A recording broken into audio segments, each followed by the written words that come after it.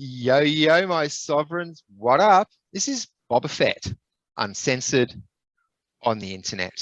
And welcome to episode 5 of Splinterlands 101.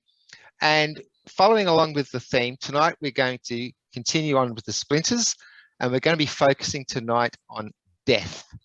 And we have a special guest on the show tonight to talk about death. Find him on the Hive blockchain as Holosaur, or we call him Hollow. So, Hollow, welcome to the show. G'day, Boba Fett. How are you today, mate? Man, it's for those who don't know, we're separated, bordering states, but there's a considerable temperature difference, and we've been having some hot, muggy stuff here at the moment.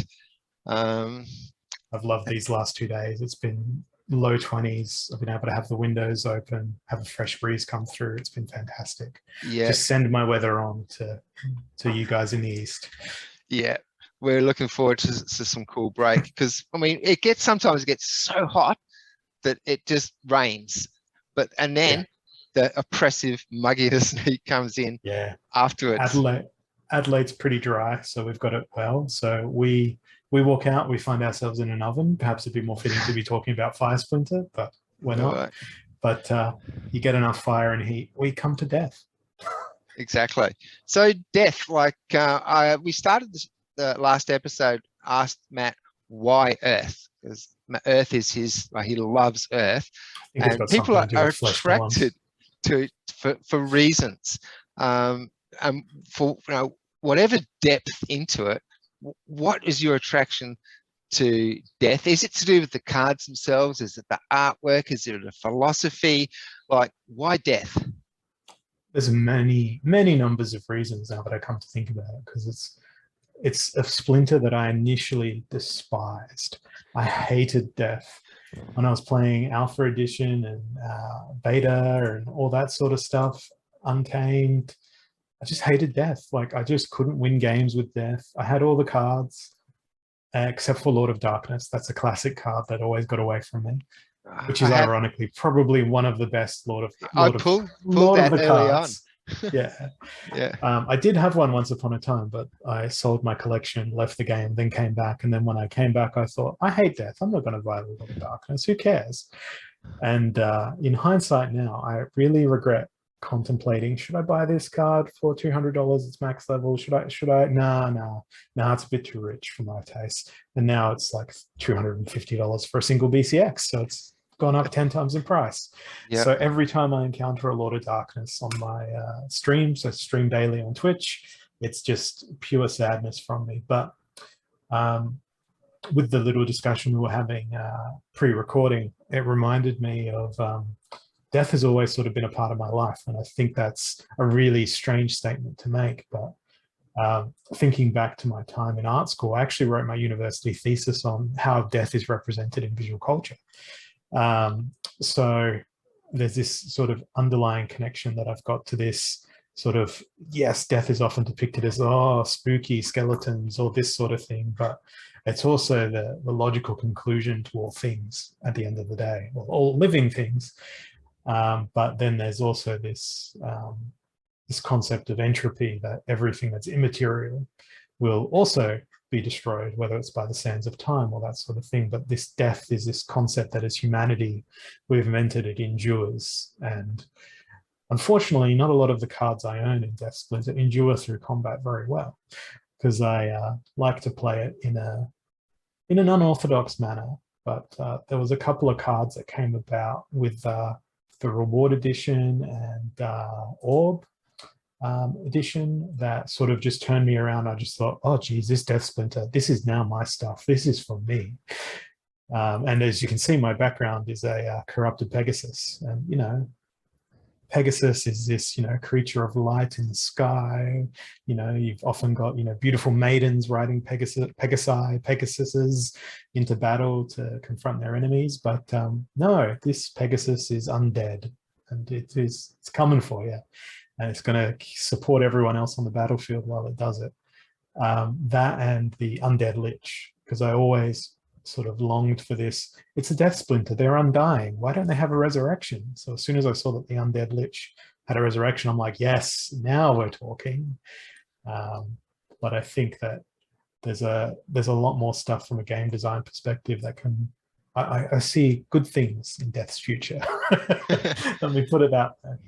So you mentioned your approach was unorthodox. But what did you mean by that? Well, a lot of people typically just play the good old Lord of Darkness as their tank when they're playing Death Splinter, but I quite like the Pellicor Deceiver. So that's a newish Chaos Legion reward card. It was one of the first cards that inherited the Backfire ability.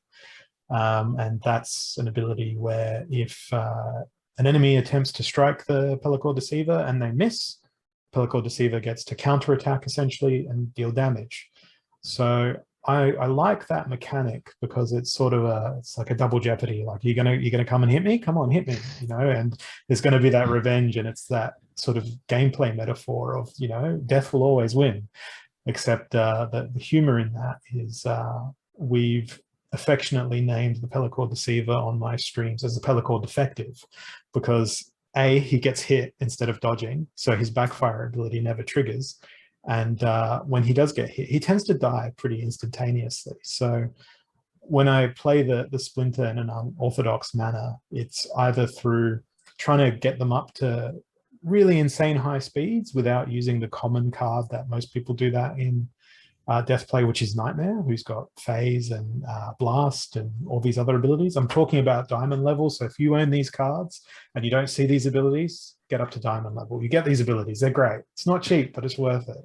Completely different game at that level.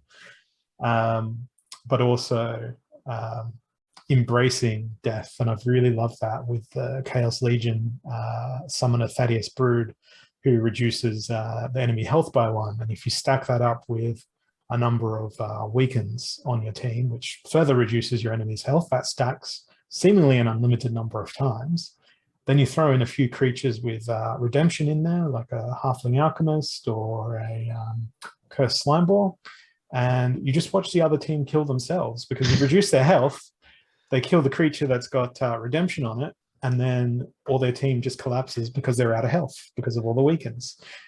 So there's these great sort of synergies between what the Death Splinter is and what it represents, and how you can actually play it as well, which I like. And it's one of those annoyance things about Splinterlands that I don't think a lot of people pick up. There's been a lot of really excellent thought in the game design and the mechanical design of these cards and how they integrate with each other. And in a past life, I was a video game reviewer, so I can look really deeply into these things and appreciate these mechanics that I can deconstruct and sort of say, oh, we're actually telling a story through the gameplay mechanics as well, which is awesome. But yeah, that's my Death Splinter in a nutshell. I'm not a very good. I love the Splinter, but whenever I get a Death quest, it's like a 3-hour-long Hollywood epic of a stream instead of a 20-minute stream if I'm playing Life Splinter or Earth or something else. And for those who don't know, Hollow does stream on Twitch, and you will find a link to his streaming channel in the blog section of this post. And interestingly too, I've changed my tactics as well since the Chaos Legion packs came out. I too was always went for Lord of Darkness for the tank. And you'll have to help me out here. I've got a mind block on the name, but it's the one with the thorns. Cursed Windiku? Yes, that's it. Cursed Windiku. So I like to open with, especially when it's low, or even sometimes like, and I'm only playing at silver level, so well, I guess a lot of my tactics probably wouldn't work at diamond level. I'd get my ass whipped. You'd be surprised. When it's really low mana or light or earthquake, everyone goes for wings. I'm thinking, but I just think, okay, I want to do as much damage as possible really quickly before the first earthquake. So I don't necessarily rely on my team having wings. I just rely on doing a lot of damage before the earthquake comes in. It's a really fun strategy. You can either just go, you know what, I'm not going to fly. I'm going to stay right here on the ground, and I'm going to let more things fall on me, and I'm going to outlive these things falling on me, or you're going to be covered in a pile of debris. And that works really well sometimes. And then other people just go, let's make everything fly. So it's, good to put something in that's got snare and all that sort of thing. But Cursed Windico would be a great choice for Earthquake because they've got that heal, they've got a high health base, so they can sit there and they can just take it, Yes. provided they don't get hit by an affliction. There's always a counter to everything. Yeah. And the only weakness I think in Death Splinter is they don't really have a cleanse, as far as I can remember. So once you get There's poisoned, a repair tool one just came out. yeah, there's repair, but there's no cleanse. So repair will get your armor back up, Yeah. but cleanse will remove any negative status effects. So if they've been snared, it will remove that. It'll let them fly again. If they've been poisoned, it will let them not have poison anymore. Yeah. But I think it would be really cool if Death had a creature that could feed on poison. So if they were poisoned by the opponent, it would heal them. Because, you know, they're Death. The poison's not going to hurt them. Yeah, exactly. Yeah. Haunted Spider was one of the first, on the subject of poison, first like backline cards that I enjoyed in Death. One of the first cards I leveled up as well to get poison, because I can't remember what level poison comes in at. I'm looking. I've got the Splinterlands. I've got Splinterlands open on the side. I'm looking level 4, 12 beta cards for it. All right, there we go. But yeah, I mean, there's pretty much a straight up replacement for that now in Chaos Legion. What's his name? He costs, I think, 3 or 4 mana. He does enormous damage, Soul Strangler, I think, but I don't think he gets poison up until the very end. Yeah, he doesn't get poison until he's at max level. Okay.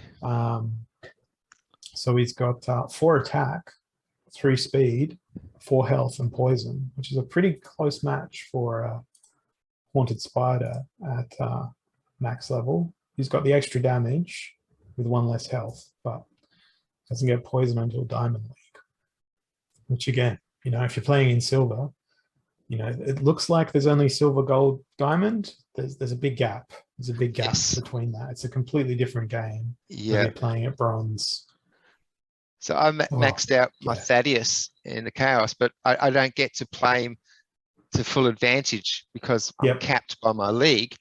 But I've just been waiting for a new pack for so long, because I did something similar to you, except I didn't actually sell my cards.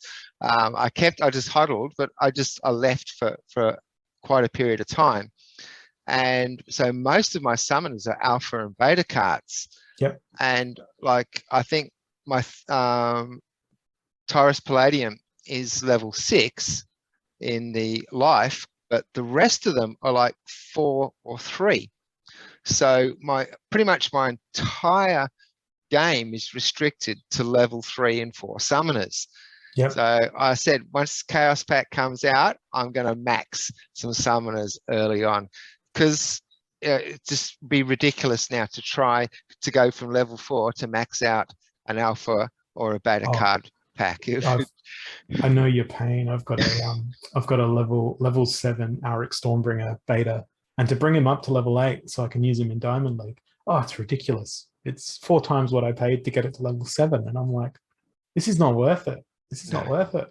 So I use that on one of my alt accounts, which just sits in Gold League most of the time. And I just think to myself, man, why did I do that to myself? But at the same time, it's given me a new appreciation for what's out now and what's about in the game currently. And yeah, I've gone and maxed my Chaos Legion set completely, everything. Okay.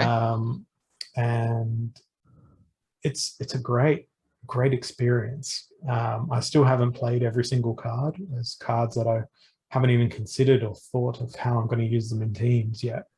But I think as more and more players start integrating them into their teams, we'll see things that counter other things. All I know is if I see someone's history, they've played Death and they've played a lot of Darkness, it's time to bring out everything magical. And that's one of Death's real strengths as well, that a lot of people think, oh, Blue Splinter is a magic splinter because you've got Auric, you've got Valnamore, you've got Ruler of the Seas.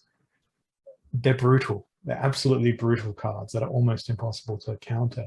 But then you roll out a Mimosa, you roll out a Phantom Soldier, you roll out what's the name of the other one that's got silence and Death Splinter? There's a 3-mana card that's got silence and Death Splinter.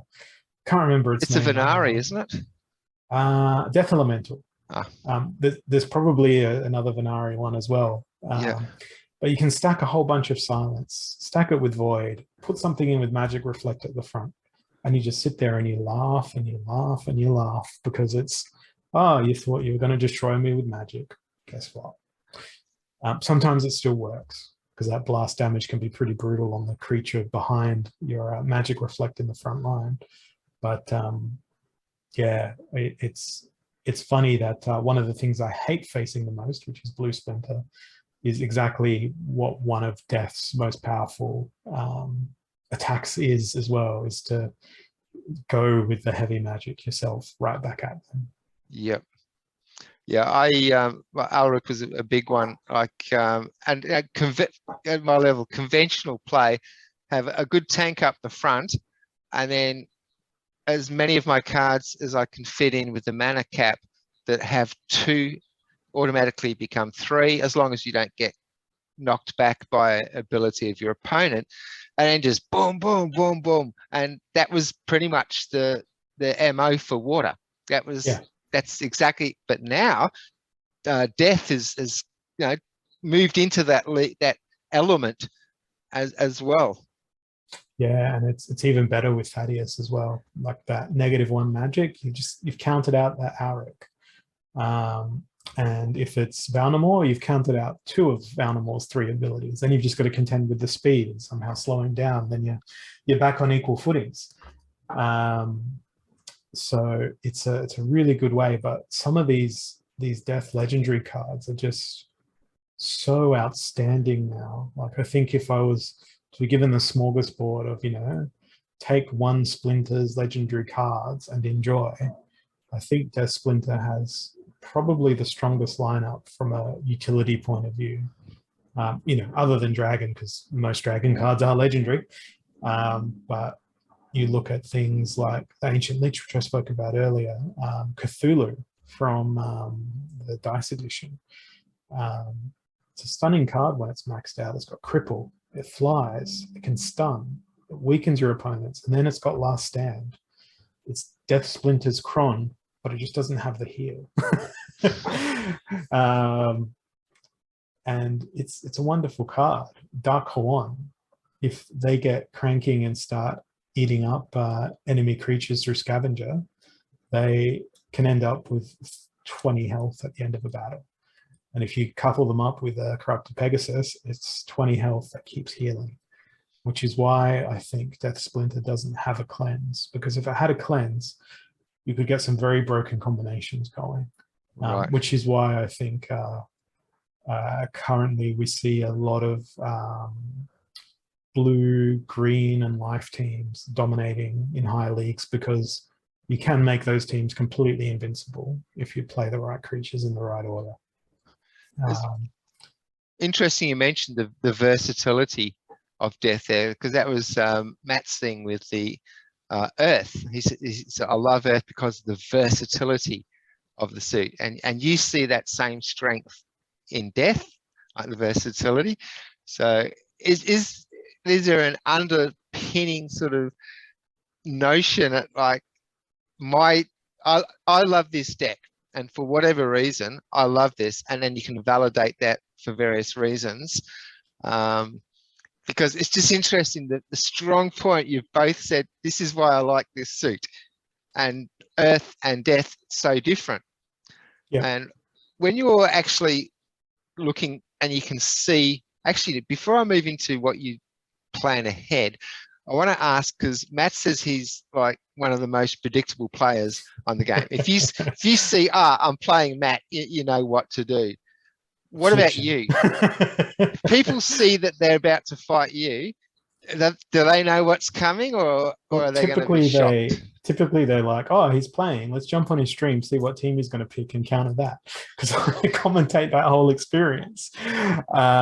No, if someone's going to encounter me and they see me playing Death, they either need to beat me with really fast creatures and lots of blasts, so Jotun, will just destroy me, because Death doesn't have the way in much backline survivability, where Jotun is really good at destroying your backline through opportunities, snipes, sneaks, all that sort of stuff.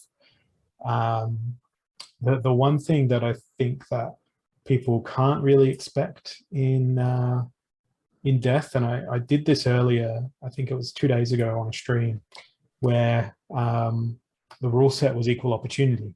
And a lot of the time people will play something with taunt to basically go, right, it's equal opportunity, all your attacks are coming here to my, Kraken or whatever it is, Shield Bearer, something that's got taunt that's really strong, really big, really beefy and powerful. I took a different approach and was like, no, I'm going to take this creature that's got 1 health, but it's really quick. That's where everyone's attacking, and it's going to dodge everything. So it's a reverse taunt. It doesn't actually taunt them, but because of the rule set, all the attacks are going there. So I can let other weaker creatures that would normally be targeted and be exterminated straight away destroy the opponent in turn. So they get frustrated that they're wailing on a single unit that doesn't even have a taunt, but virtue of the abilities they've chosen, it's kind of like, inviting someone into a checkmate. And go on, take the queen. Oh, look, you took the queen, and now you've left your king open. Checkmate. Yeah. Doesn't always work out that way, but because all the opportunity cards would be targeting him too, then, wouldn't they? If someone's playing opportunity, and it'll be, and that card, just in case anyone is wondering, is the Chaos Soldier, which is a neutral card. But it lends itself really well to play in the Death Splinter. What is it? I think it's a common.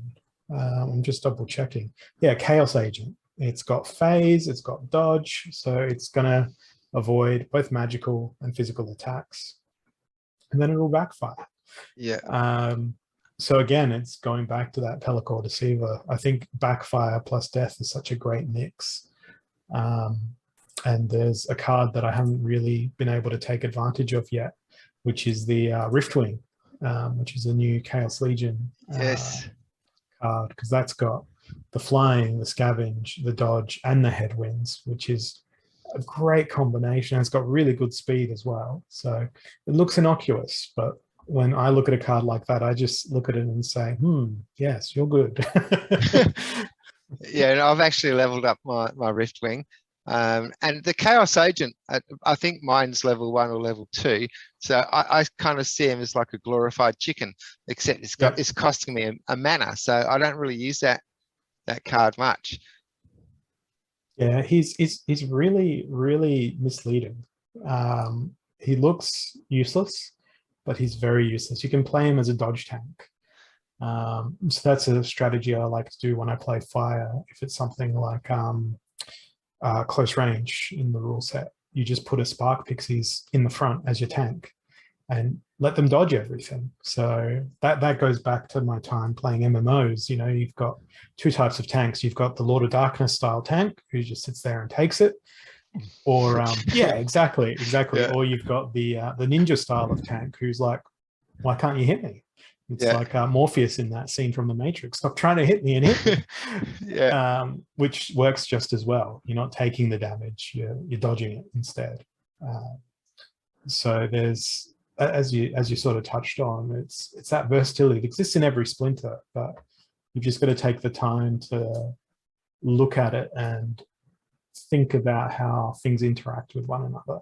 And it can really start to blow your mind. And like, I am not an excellent player by any means. I'll generally get up to Champ 3 with my cards, but commonly at the start of the season, I'll finish in Diamond and then find myself playing in Gold League for half the season until I can finally scratch my way back up into Diamond. And then once I'm in Diamond, I'm bang into Champ 3 in like a day and a half from there. So what stuffs me about a lot of the time is I'm going to play this card, not realizing that I've fallen back into Gold League, then wondering, why aren't they doing this? And it's capped.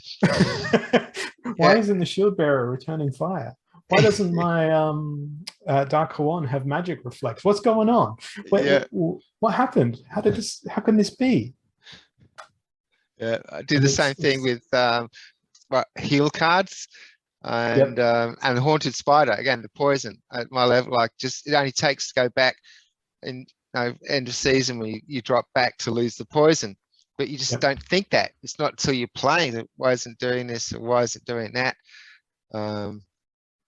So when you're actually starting a game, so the game loads up, you can see your opponent and what their little bit of history. And Yep. at your level, I guess you would probably know some of your opponents, if not on a social level from Discord, at least through seeing them repetitively in game. So when you see what's coming, do you think, okay, what death cards should I play against this person? Or is your first thought, what Splinter? It's a little bit of both sometimes, because when I play, I typically just play for the quest, and then once my quest is done, I'll play maybe 4 or 5 games and free will it out. And I've got a wheel that I use on my stream. Sometimes I press a button on my stream deck, and then it'll be like, "You're playing this Splinter this match. Deal with it, no matter what." Yeah. So I like to sort of challenge myself and try and think of things on the fly. And sometimes I like to play teams just for fun. But what I'll often do is sort of assess the criteria that I see. What's the rule set? What has my opponent played recently? If the Splinter's not available in there and that's all that they've played recently, it's sort of like, okay, cool. I'm blind. I don't know what's going to happen here. But if it's someone that I've played before and that happens, I'll play the same person sometimes 3 or 4 times a night. Because the pool of opponents in Diamond League is sometimes quite small, particularly at the start of a season. And you'll know what someone's got in their collection. You'll know that they always like to play a Kraken here, or it might be a particular person that leaves themselves vulnerable to sneak. So you can go in there with something like a Sandworm, not necessarily a Death Splinter card, but you go in with a Sandworm, then you stack it with another Sneak, which I don't have a Skeleton Assassin, but brilliant card. That was another one that I regret that got away. So many death cards got away because I just my strategy will often be based on, first and foremost, what do I want to achieve and how do I want to win? Very rarely it'll be that I look at an opponent, I'll see that they're playing somewhat consistently in a particular Splinter, using magic or using snipe or using ranged, and I'll just be like, this is going to ruin their day, and I'll just play what I think is a hard counter to that. But at the same time, I'm cognizant of the fact that my opponent can see my history as well, and I don't want to be too predictable, to be like, oh, he's played this 4 times in a row, I just play this and counter it. So sometimes I'll think to myself, right, if I've played this 4 times in a row, my opponent's going to think this is going to win. Therefore, I'll play what will counter that, as opposed to what will counter their recent history, which ends up sometimes you look at team compositions from both sides and you just think, what on earth's going on here? Like, none of these seem to be viable teams, for any purpose, yet it's still an entertaining battle to watch. You brought up an interesting point then too, when you're looking at the history. It's like, is that their personal choice or are they doing their daily quest? The last 4 games have all been Earth, and you think, okay, but was the last game in the quest, or are they still going Earth? So it can be misleading, I guess, too, then if you're looking to that for guidance for your hand. Or do they have a neutral quest? And are they just playing haphazard Splinters? And, you look in there and it's like, oh, they haven't been playing any neutrals. Or is there a consistency there for a snipe or a sneak quest where they're always using a sneak creature or always using a snipe creature? Or, the great mystery of, they're playing dragon a lot. Is it a dragon quest or is it a sneak or snipe quest? Or are they just playing dragon because it's fun and typically has the highest win rate? Really? It's just because, it's because it's the most versatile. Okay. Because you can play anything with the Dragon Splinter. You've got a really excellent variety of summoners in Dragon Splinter as well. You've got Daria, who is +1 attack. So there's your Malric. So there's your Fire Splinter locked in. You've got Delwyn Dragon Scale. So you've got your Auric locked in with the +1 magic. You've got Camilla with -1 attack. There's your Zintar Mortalis. You've got Selenia with your +1 range, which was unique for a long time until we got the new life summoner. So dragon can play in any of these sort of arenas, so it can be pretty hard to sort of go, okay, they're playing dragon, well, do I beat them with dragons, or do I try and do other stuff?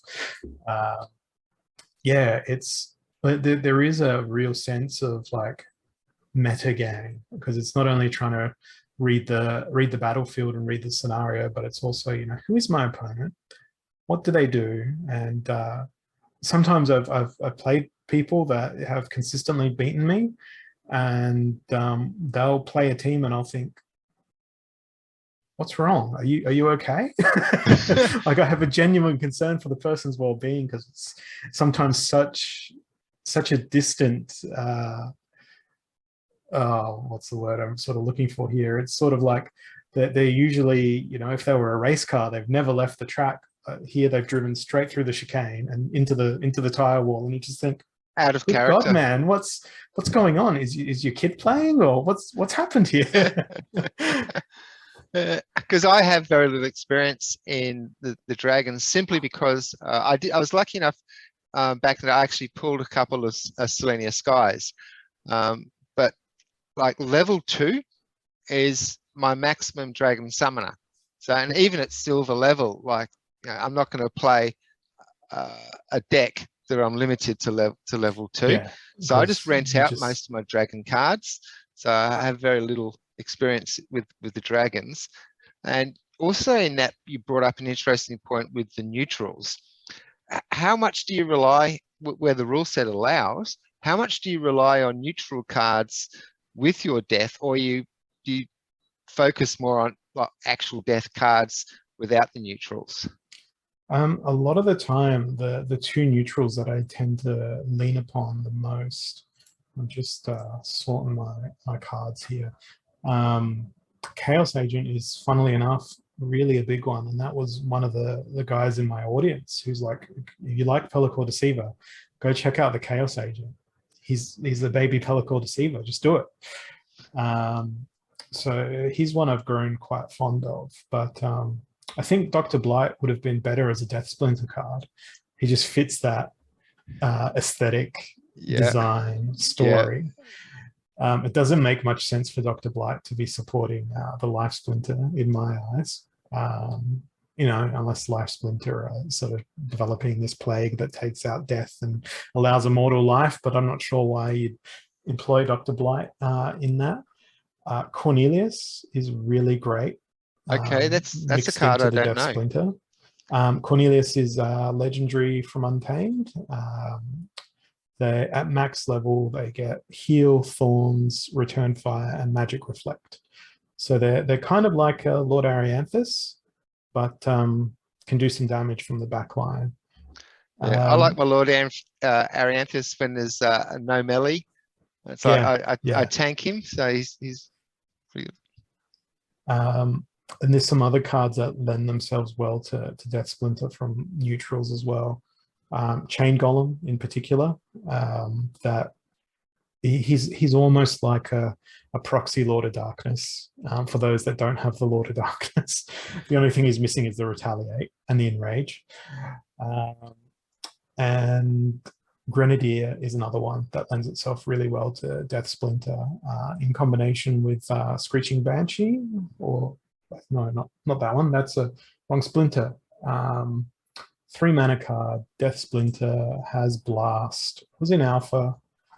It was in beta. I'm trying to think of the name of it. I do this all the time on my streams as well. I'm like, what's the card? What's the thing? Screaming Banshee. No, I was right the first time.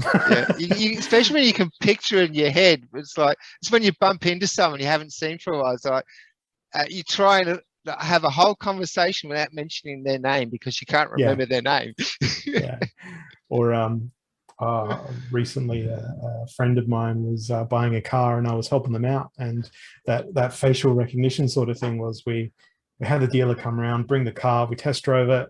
He was wearing a mask the whole time, you know, COVID restrictions, all that sort of stuff.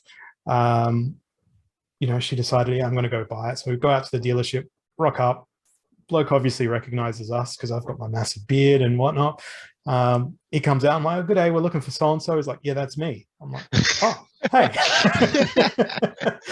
It's exactly the same with Splinterlands cards. I'll be scrolling through my collection and I'll just be like, what am I going to play? What am I going to play? What am I going to play? Oh, yeah, you, whatever your name is. The stuff that you do will fit well into this team. Yeah. Or what tends to happen a lot, because I constantly verbalize what I'm doing when I'm picking my teams and building my strategy. My inner monologue is just externalized on my stream. Whether that monologue is about Splinterlands, whether it's about something else, it all goes out. There's no filtration there. Yeah. The moment I hit submit team, I'll just think, this other thing is going to absolutely destroy me. The opponent's either going to play this or this, and I'm a dead man. And the team will fold out, and I'm like, that's exactly what I was afraid of. So, yeah, it's the one card I'd probably never play with Death Splinter is Hydra. And I don't know why, but it's an amazing card, the Hydra. But I just feel like there's better options in Death Splinter for that 7 mana that it costs. You can perhaps be a bit risky and play something like a Ancient Lich, which brings that unique resurrection mechanic in, or other things. So, yeah, there are a couple of neutrals in there that are sort of integral to the Death Splinter. I'd say Grenadier and Cornelius probably being the 2 biggest ones. And, I think Dr. Blight is just a staple everywhere in Diamond League now. It's almost if you play a team, you've either got to play Dr. Blight yourself or make sure you've got a cleanse. That's right. That sort of seems to be the Diamond League meta. Is that a flavor of the month thing, or has this been consistent over time? I think it's, he's still new. He's still got a novelty attached to him. But he is one of those guys that will just sit there and sort of taunt your team from afar, because you can't target him with snipe. You can't target him with sneak. You can't target him with opportunity. He's going to be there at the end, and he's got staying power and the affliction and the poison. It'll get you. So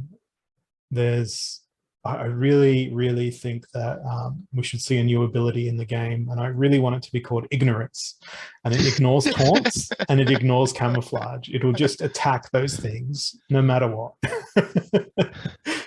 And the cards can be like silly, like design wise, and to play with that ability name, not be cards of particularly high intellect or whatever. Just be like what's the word I'm looking for, like a Mechanical Turk sort of style character, where it's just like, yep, me go hit big thing. It's fun. It's fun. I don't see much of Dr. Blight at my level. In fact, generally in Silver, you don't see any of the airdrop cards. In fact, even I've at the moment, after the pre-sale finished, when we could actually open the cards, I opened a bunch then, but since that time, I'm hodling my Chaos packs. So that when I do open them, I've got a chance of having every airdrop card in it, plus that 300 airdrop points a day as well for the airdrop. So, and I guess so the actual airdrop chance that you have when the card comes out, I haven't had a single one yet. So I'm just hoping that my decks will have something when I finally open them. I actually wrote a post about this the other day, and I've sort of done a similar thing. I've bought my fill of packs, and I'm holding those packs, but I wanted to max my deck.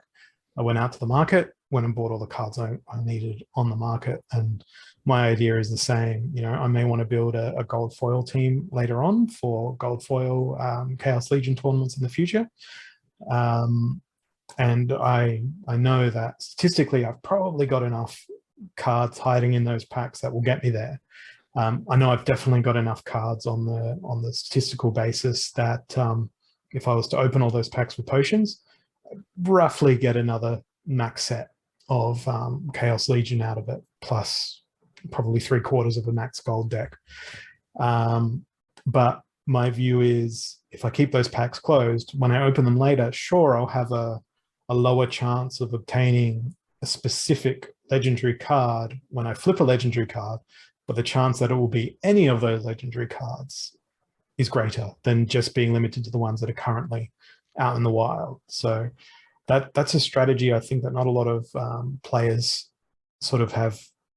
The strategy to even like, when am I going to open my pack? Am I going to open it now? Am I going to open it in 3 months? Am I going to open it next week? Am I going to open it when I've got enough potions? Or am I really itchy and, do I want to, see the cards flip over like some sort of demented gambling addict and be like, what am I going to get? Well, I'll reward myself this week. Yeah, I need that serotonin or whatever it is, dopamine, or what shortly follows, when people are like, oh, I just put my money in the gambling machine and it ate my money. Oh dear. Yeah. But at the end of the day, you're getting something useful out of there. My other approach with the card packs as well is, we've got the land expansion coming. I was lucky enough to get a tract in the pre-sale of the land. So I'm sitting on that and thinking, am I going to have enough cards? Do I have enough like raw bodies to throw at my land? I don't know, because we don't know really much about the mechanics of how land's going to work. And I think I'd like to see the Empire of Death producing whatever it is they're going to produce to help the next iteration of Splinterlands gameplay come along, and items, spells, or whatever we're going to do. I want my hordes of undead creatures toiling away at the lands. They won't complain. What's the worst thing that's going to happen to them? They're going to die. They're already dead. It's not going to be like the higher Chimerians of the Life Splinter. They're going to have some sort of unionized workforce where it's like, oh no, we're working too many hours, we're going to have leisure. No, just hordes of the undead toiling away in there. It'll be great. You got to tell a story with this stuff, I think, as you go about it, because it's your stuff. Yeah, it's in a game, but it's got that emergent storytelling, I think, if you've got a vivid enough imagination. And sadly, I've been blessed with one of those. Yeah, I think lore plays a huge part in people's attraction. I mean, I even like late teens, even to my time while I was in the Navy, a very conservative life in the Navy, I was still playing D&D then. Yep. We had a little D&D team on the ship. We used to sort of meet up for our D&D sessions. Lore is a huge part for me. You're speaking the language there. I love my D&D. I've been lucky to have a really good dungeon master that I played a couple of different campaigns with, and it's really fun sort of spinning these tales. And even when it's not super duper in character, when it's something outrageous that you wouldn't expect in this fantasy setting, it can just be hilarious. And it's good fun, that suspension of disbelief, which is the Pellicore Defective forever. That's the name of that card to me. If I'm opening my daily rewards, I'm going to be genuinely sad when there's no more Pellicore Defectives to flip over, because it'll be like, he's gone. The factory have finally discontinued him. We'll never see another one produced again. And he kind of looks like a puppet as well, with that scar he's got across the face. He looks like this sort of Pinocchio style character that's been created in a lab. So, it's kind of like there's something a bit off about it. It's my own lore that I built around that card.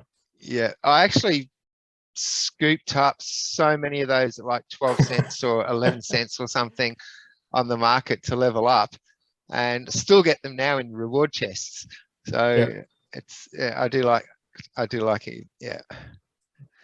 And speaking of like on the opposite side of that, what is your nemesis? What is the nemesis to the Death Splinter, in your opinion? Everything. That's the beauty of Splinterlands, because depending on what sort of team you're playing in Death Splinter, you can get destroyed by ranged attacks. Like what is his name? Green Splinter Man, not the Llama Mage, the Valnamore equivalent. Yes. I always use Liana because she's my maximum leveled summoner. Untamed legendary summoner. I've got a filter to Green Splinter now. Everyone watching this is probably like, it's this thing, you idiots, why don't you know it's this thing? All cards. Oh, I'm glad I don't remember the name. What even thing did it belong to? All right, I'll find that later and we'll pop that up. I can't find it. I've been so traumatized by this card. I can't even find it. Is it one of those ones that when it first loads up, you go, skip to results? Is it one of those cards? Yep, pretty much. Does it have thorns? No, that's Milo. That's Milo Crowling. Yeah. You know, okay. He's okay. Oh, that's right. That's why I couldn't see it, because it's a beta card. Prince Renan with the +1 ranged, +1 speed, +1 health. Yeah, because Death only has one card that has Return Fire. But then Prince Renan comes along, combines it with Piercing, and Death doesn't have much armor. Shreds through your team like butter. He is a butter knife. But then if you've played a team that, well, I wouldn't know this, but if you play a team that's got a Lord of Darkness in there, and along comes a Blue Splinter, you're going to get shredded by that. Yeah. Or you play a anti-healing team in Death, thinking, haha, all you've done is play Flesh Golems and Kron the Undying, so, you know, take an affliction and away with you. You'll encounter Life Splinter and there'll be a cleanse and you'll be like, oh my god, they're healing now. Why is this? Anything with immunity is probably the best counter to Death Splinter. So Krallis from Dice Edition, Life Splinter, amazing counter. Harclaw, you know, counters from within Death Splinter itself. Almo Cambino, the modern Lord Arianthus. Yeah, that's a great thing about this game, is that every Splinter now can be played like every other Splinter. You know, old school players like you and I, we equate Blue Splinter with magic, but a more modern player might equate Blue Splinter with really fast sneak, because they've got the Feral great Spirit sneak creatures. in Life is one of my favorite for fast. Yeah. And Life Splinter, like, it was never known as a sneak splinter until what's its name, that neutral Elven Assassin.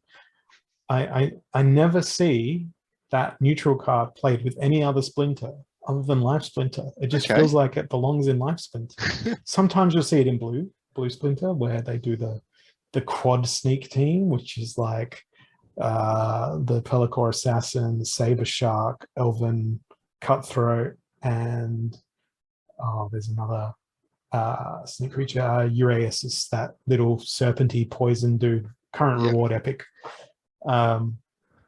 So yeah, I think every splinter has a weakness to another splinter. It just depends on what style you're playing that splinter in these days. That didn't used to be the case though. You know, it was always Death was your anti-magic, because you had Haunted Spirit, and that's really all that Death used to be good for. And you know, Life was we're going to live forever. It sort of still is. Blue Splinter was magic. Fire Splinter was, we're going to hit you really hard with fast creatures, and it probably still is that. So it's a really difficult question to answer. It's like, you know, what is Death's Achilles heel? And everything. You know, you just need to play the right stuff. All right. What do you find then the most limiting in a rule set when you actually?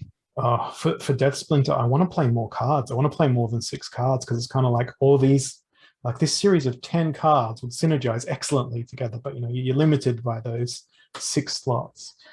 I think the limiting factor for Death at this point is piercing. So if you're up against a team that's got high armor, you're going to have a really tough time penetrating that. The other thing that can really ruin Death's day is Divine Shield, because they don't have much blast unless you're bringing in neutrals like Grenadier, and that can be a struggle. And again, it's a simple, not affliction, a simple cleanse can ruin your day as Death Splinter, because you've applied, you know, 14 different debuffs on the enemy, and you're like, this is great. You know, they're in a corner crying in the fetal position because they can't really do anything. And then along comes a cleanse creature, and it's like, oh, wonderful. They're back to, you know, fighting fitness. What am I going to do now? I was relying on them sort of, you know, quivering themselves to death, as opposed to, actually going along and hitting them. So yeah, there's so many limitations there. I think it would be really, really good if Death card, we had a summoner, and if I had, the amount of money that many people did in the pre-sale to go and, say, I'm going to design a max summoner, I'd choose a Death summoner card that basically silenced the enemy summoner cards. So it was a card that you could play and you say, like, sorry, you don't get any summoner abilities. Because that's what can bring death down a lot of the time. Is the real difference is what the summoner brings to the battle from the opposing side. I've got so many ideas for the game design elements. I'm sure many people do, but there's a bright future with the SPS governance program where we can help form and shape the game, and that's going to be outstanding, because so many games, and I don't know if you've played other games before Splinterlands and that sort of thing. You mentioned D&D. You see the devs sit back, listen to all this player feedback, and then make decisions that the whole player base of an entire game just go, why would you do this? Why? We don't understand. That was one of my first wows of coming into blockchain technology and getting on Discord. The fact that the actual devs interact with the players. It's just like, or even how often are you going to encounter a dev in game on any platform, anywhere? And I think the best moment was I was streaming one day and then put in my team, played in the battle, and I'm like, oh, I'm playing Yabba P Matt. Huh. I'm going to lose. Ended up beating him. I'm like, huh, all right then. So it actually makes you, as an individual person, feel involved just by playing. When you have interaction and feedback, direct feedback with the dev team on an ongoing developing project. I've never had that kind of experience. The only other game I've gone full on hardcore, and my final year of uni suffered for it, was Guild Wars. Me too. We are kindred spirits. Thousands of hours in Guild Wars. I had 4 characters with the Guam, God Walking Amongst Mere Mortals. That's like, I put a lot of hours into that game. But it's something new would come out, and like you say, it was like, why did you do that? But there's no recourse. There's no way you can give your opinion. No one's interested in your opinion. Resist is just totally different. Yeah, you could speak to ArenaNet about some of the things and some of the decisions they made in Guild Wars. I didn't get much into the PvP, but my main character was a Necro Mesmer, and it was the nuker type. So it was the Arcane Echo plus, I can't remember the name of the thing, but I remember there was some absurd combination you do with Arcane Echo and like warriors using 100 blades, and you just absolutely destroy hordes of enemies in one go. My big thing was Spiteful Spirit with a 55 HP monk cleaning up Ecto in the underworld. Used to clean up doing that. But my character's name, Guild Wars, and this is an ArenaNet thing, my character's name was Necrophiliac, but Philiac with an F. And I had that for like 2 years, and obviously someone suddenly took offense to that one day, and I got logged in. It's like, oh, you were banned for however long period, and when my ban was over, I had to change his name. But there's no one I could talk to about that. It's like everyone in game knew me. I was playing in some elite guild at the time as well, and like everyone knew me by that name. I always used to play for fun. Like I got into Guild Wars really late when a lot of the community had moved on. One of my friends just sort of said, "No, get it. Let's play it. I miss this game. Let's play it." So we played through the campaign together and enjoyed the crap out of it. And then I ended up like just enjoying the end game content so much that yeah, like you, I don't think I had 4 characters with the gods walking amongst men sort of stuff, but I remember my necromancer most fondly. But I also had and you know, there's that death link again, you know, Yes. necromancy, Yeah. death, I've and picked that up on that. Yeah. on a completely different tact. It almost goes all the way back to Heroes of Might and Magic, you know, back in the early 90s, playing the death characters and conjuring up armies of skeletons every time you destroyed the enemy monsters, and then conjuring up even more skeletons, and you know, just evolving into this massive snowball that was an army wandering around with 56,000 skeletons, you know, fighting 17 dragons on a battlefield. It's that fun, you know. You can go into minion master and guild wars as well with the massive golems and all that sort of stuff. But I've got to yeah, ask you now too. We'll wrap this up shortly, just to keep, you know, within the time frame for an audience. But having discovered those similarities, I've got to ask: did you ever play the board game Talisman? I've got friends who have got it on their bookshelves and got it there, but we've never sat down and played it because Okay, it's one of those games, as I understand, you need quite a bit of time to set it it up goes for and hours, get hours. through Yeah, it and all that sort of thing. But yeah. no, Talisman, I've seen it on friends' bookshelves at their houses. One of the most popular board games in our house is probably Catan. Pandemic, you know, before everything's happened with COVID and all that sort of stuff. It's still a great game. Just Yeah. people are sick of it now. Yeah. But yeah, the main sort of board game, you know, Dead of Winter comes to mind as well as one of my favorite board games. Sadly, not a lot of my friends enjoy playing it because, again, it's one of those things that takes hours to set up. But yeah, I think there's always been this sort of like inner goth in me. And I talk about like the old school goth, you know, the goth of the 80s, you know, the Nick Cave sort of goth. And for those who aren't Australians, that name might not Bad mean a seed. lot. Yeah. You know, that almost Edgar Allan Poe, you know, beauty is death, you know, there's no greater tragedy than the death of a beautiful woman, you know. There's this eloquence and storytelling depth to death that Splinterlands captures really, really well. All right. And any closing words to anyone who's watching who maybe hasn't like really gotten into death, or they're looking at maybe maxing a set? But a Well, plug. Do you have a plug for death? if you haven't gotten into death, that's a good effort because you're still with the land of the living. Congratulations. You're able to now invest in the industry of death, which is another topic altogether. One of the things that I think that I've missed out on, and it's probably not too late for me to have missed out on, because I've got DEC sitting there, I've got SPS sitting there, but Ouster Rotwell, everyone having magic reflect, this is one that I'm looking at now with my own eyes, and I've got almost a max level Ouster, but I don't have a max level one. But it's like that Auric Stormbringer conversation we had earlier. Should I?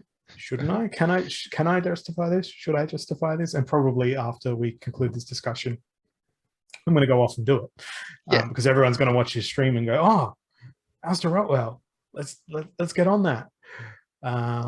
Rest assured, I won't. And be you've regretted them. every previous decision where you haven't. So yeah, and I think that's not just a message for death. It's, you know, go with your gut. If there's a card that you think you like, go and get it. You know, when we started playing, you know, we probably sound like boomers of the Splinterlands game to everyone right now. You know, we didn't have the benefit of hindsight to sort of say, oh, you know, that one got away from me and that sort of thing. Like, if you think it's too expensive now, at least you've got the option of renting it. You can give it a shot. You can give it a go. I just don't do that out of principle because I'm like, I want to own this stuff. I want it to be mine. yeah. But you know, go try it out. Have fun. Even if you've never played in Diamond League, you know, spend, I don't know, 30 or 40 bucks for a season or two, play Diamond League, see what these cards are like, how they scale at max level. I had someone mention on my stream the other day, I was playing some Chaos Legion card and they're like, holy good God, is that card? That scales amazingly. That's useless in Silver League. Mhm. oh my God, that card's incredible. I can't remember what card it was, but you know, every level of gameplay in Splinterlands, it is a completely different game. It's you look at, and I don't know how familiar our viewers might be with the Final Fantasy series. Every game in that series is a new world, new characters, new mechanics. That's Bronze League, that's Silver League, that's Gold League. It's this compounding of factors. You're playing chess just with pawns, then you bring in the knights, then you bring in the rooks, then you bring in the bishops. You add those layers of complexity as you go up in the leagues with those Yeah. extra abilities. So, you know, and don't feel disheartened if you lose something. Every game you play in Splinterlands is going to be a winner, there's going to be a loser, and in some games, if you're very lucky, there's going to be 2 losers. That's called a draw. Each of those is a learning opportunity, and you've only got yourself to reflect on, and what decisions you made, what decisions your opponent made.